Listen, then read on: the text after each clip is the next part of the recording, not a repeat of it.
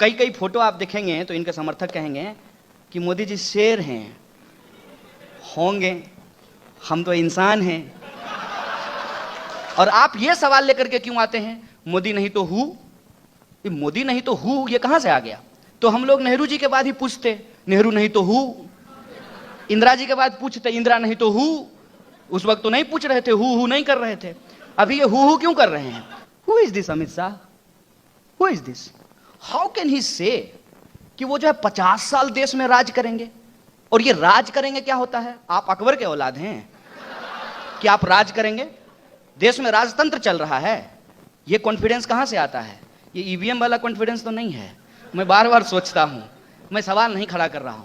मैं ये सवाल पूछना चाहता हूं कि प्रधानमंत्री मुस्कुराता हुआ चेहरा, जैसा आपको पेट्रोल पंप पर दिखता होगा, वो मुस्कुराता हुआ चेहरा आपको जियो के प्रचार में दिख जाएगा, लेकिन बीएसएनएल के प्रचार में नहीं दिखेगा।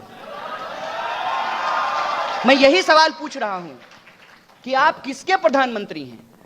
आप सरकारी प्रधानमंत्री हैं कि आपका भी निजीकरण हो गया है, आपका भी प्राइवेटाइजेशन हो गया है? यह सवाल मैं पूछ रहा हूं। संसद भवन चल रहा है हमारे टैक्स के पैसों से, जनता के टैक्स के पैसों से। सरकार वेतन लेती है हमारे टैक्स के पैसे से। प्रधानमंत्री घूमते हैं, ठीक है, जहाज अदानी का है, लेकिन प्रधानमंत्री तो देश के हैं ना, हमारे टैक्स के पैसे से। और प्रचार कर रहे हैं प्राइवेट कंपनी का, ठेका दिलवा रहे हैं प्राइवेट कंपनी को। एक एक करके इस देश के सरकारी संस्थानों को बर्बाद किया जा रहा है। यह कोई कह दे कि सरकारी संस्थाएं बेकार होती हैं और प्राइवेट संस्था बहुत अच्छी होती है, फिर तो इस देश में सरकार की भी जरूरत नहीं है। कह दीजिए कि प्राइवेट कंपनी का सीईओ बहुत परफॉर्मिंग है, इसलिए प्रधानमंत्री नहीं चुनेंगे, हम लोग सीईओ का चुनाव किया करेंगे। लगातार जो कच्चे तेल की कीमत है वो कम हो रही है, और हमारी ही तेल कंपनियां दुनिया के 15 देशों में 30 रुपए प्रति लीटर जो है पेट्रोल बेच रही है। और जब हमने यह बात पूछा तो एक जो है समर्थक गुस्सा हो गया। हम उसको भक्त नहीं कहते हैं, भक्त क्यों कहेंगे? इससे भक्त और भगवान की बदनामी हो जाएगी, तो मैं उनको भक्त नहीं कहता हूं। ये जो समर्थक हैं ये गुस्सा हो गया और बोला पेट्रोल ही पियोगे क्या? हम बोले कि स्मृति ईरानी जब यूपीए के वक्त में बढ़े हुए पेट्रोल के दाम का विरोध करती थी, उस वक्त उनका नाश्ता पेट्रोल और डीजल से ही होता था क्या? आप ये सवाल लेकर के क्यों आते हैं, मोदी नहीं तो हु? मोदी नहीं तो हु ये कहां से आ गया? हर वक्त के दौर में ऐसा हुआ है, जब किसी प्रधानमंत्री ने परफॉर्म नहीं किया है, उसके कैबिनेट ने परफॉर्म नहीं किया है, उसकी पूरी की पूरी गवर्नमेंट ने परफॉर्म नहीं किया है, तब जनता ने अपना एक नया विकल्प चुना है। हर वक्त ऐसा हुआ है। अगर ऐसा नहीं होता तो हम लोग नेहरू जी के बाद ही पूछते, नेहरू नहीं तो हु। इंदिरा जी के बाद पूछते, इंदिरा नहीं तो हु। उस वक्त तो नहीं पूछ रहे थे, हु नहीं कर रहे थे। अभी ये हु क्यों कर रहे हैं? अभी हम ये हु इसलिए कर रहे हैं क्योंकि हमको लोकतंत्र का बेसिक चीज में भरोसा नहीं है। कई कई फोटो आप देखेंगे तो इनके समर्थक कहेंगे कि मोदी जी शेर हैं, होंगे, हम तो इंसान हैं। और आपने कभी शेर को, किसी इंसान को गले में जंजीर बांध करके मॉर्निंग वॉक करते हुए देखा है? यह काम भी इंसान ही करता है। आप इंसान हो जाइए और आपको जो जिम्मेदारी दी गई है आप वो निभाइए, नहीं तो फिर इलेक्शन करने की क्या जरूरत थी? कह देते कि जब तक मोदी जी जिंदा रहेंगे तब तक प्रधानमंत्री रहेंगे। इस सवाल का जवाब ये क्यों नहीं देते हैं कि 2 करोड़ नौकरी कहां है, कहां गया काला धन? लाल किला से खड़ा होकर के झूठ बोलते हैं। इनका नाम तो Guinness book of world record में होना चाहिए। ये तो वही बात हो गई ना कि एक मां ने जो है अपने बच्चे के लिए पतलून खरीद करके लाया, पतलून थोड़ा छोटा हो गया, बच्चा जब उसको पहना तो पता चला कि पतलून छोटी हो गई है।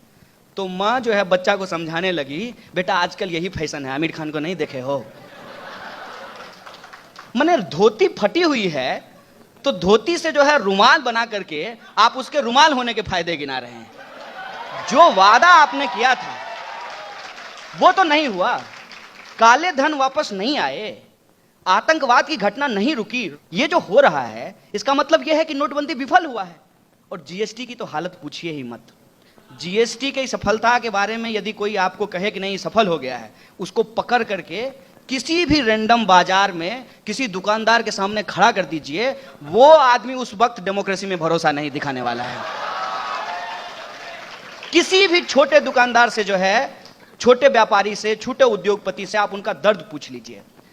बेचारा मारवाड़ी लोग ट्रेडिशनली इनको वोट देता आया था, अब वो भी कह रहा है कि ठगा, मतलब व्यापार में हम दूसरे को बेवकूफ बनाते थे, ये जो है सरकार में हमको बेवकूफ बना दिया है। जीएसटी फूस, नोटबंदी फूस, 2 करोड़ नौकरी मिल रही है किसी को, 2 करोड़ नौकरी फूस। तो अब ये क्या कर रहे हैं, अब ये कह रहे हैं कि हम तरह तरह का योजना लागू कर रहे हैं, बता नहीं रहे हैं कि योजना क्या है, उसका डिटेल नहीं बताते हैं। और इन चीजों पे जब आप सवाल खड़ा करेंगे तो तुरंत कह दिया जाएगा कि पाकिस्तानी हो, पाकिस्तान चले जाओ। मुझे पता ही नहीं था कि हम पाकिस्तानी हैं। ये सरकार आई है तो बहुत सारे लोगों को पता चला है कि अपने ही देश में उनको पाकिस्तानी साबित किया जा रहा है। मीडिया की हालत आप देख लीजिए, जो सवाल पूछता है उसको कहता है पहले चुप हो जाओ, नहीं मानता है तो कहता है ठीक है नौकरी से बाहर जाओ, तब भी नहीं मानता है, आकाश की तरह जो है यूट्यूब चैनल बना लेता है। आएगा किसी दिन आएगा लोकतंत्र का हिसाब लेने। ये बहुत गंभीर बात है। और ये कहा गया कि आप सरकार के प्रति हमलावर मत होइए, अगर हमला करते भी हैं तो प्रधानमंत्री का नाम मत लीजिए। हैरी पॉटर देखे हैं, वोल्डेमॉर्ट का नाम, क्या नाम था उसका, वोल्डेमॉर्ट ही नाम था ना, उसका नाम लेने से उसका ताकत बढ़ जाता था। ये प्रधानमंत्री नहीं है, वोल्डेमॉर्ट है। क्यों नाम नहीं ले सकते हैं? No, I am asking a simple question. अब आप एक बात विचार करके बताइएगा कि गांधी जी के पास मोदी जी जाते हैं 2 तारीख को, अभी आएगा तो जाएंगे, माला चढ़ाने के लिए। अगर गांधी जी होते और आप यदि आत्मा में भरोसा करते हैं और पुनर्जन्म में भरोसा करते हैं तो आप इमेजिन कीजिए, थोड़ी अपनी कल्पना शक्ति बढ़ाइए कि गांधी जी जो है उस समाधि में हैं, तो गांधी जी क्या सोचते हैं? अरे मूर्ख, हम देश के लिए सूट खोल दिए और तुम जो है देश बेचने के लिए सूट पहन लिए। यही सवाल है ना। गांधी जी तो सूट पहने हुए थे, बैरिस्टर थे, विदेश में जाकर के लॉ की पढ़ाई की थी। इनकी पढ़ाई के बारे में मैं कुछ नहीं बोलूंगा, इनकी डिग्री पे भी मैं सवाल नहीं खड़ा करूंगा। ये जो है सरकार में आकर के सूट पहन लिए, जिस तरीके से वननेस लोगों के ऊपर थोपा जा रहा है in the name of Indian culture, ये इंडियन कल्चर नहीं है, ये हमारा कल्चर कभी भी नहीं रहा है। इस देश में राम भी अलग अलग रहे हैं, तुलसी के राम, कबीर के राम, रहीम के राम, अलग अलग तरीके के राम रहे हैं। और ये जो हमारी विविधता है, इस विविधता को खत्म करके दरअसल ये राम के नाम पर नाथूराम की संस्कृति हमारे ऊपर थोपना चाहते हैं। इसीलिए मैं आप तमाम लोगों से ये अपील करने आया हूं कि मैं एक तरफा बात नहीं करूंगा, आप भी बोलिए। मैं जो कहता हूं यह जरूरी नहीं है कि आप हर बात से सहमत हो जाइए, लेकिन मैं आपको एक भरोसा दिलाना चाहता हूं कि मैं हमेशा आपके इस असहमत होने के अधिकार के साथ खड़ा रहूंगा। इन्हीं शब्दों के साथ मैं अपनी बात को खत्म करता हूं।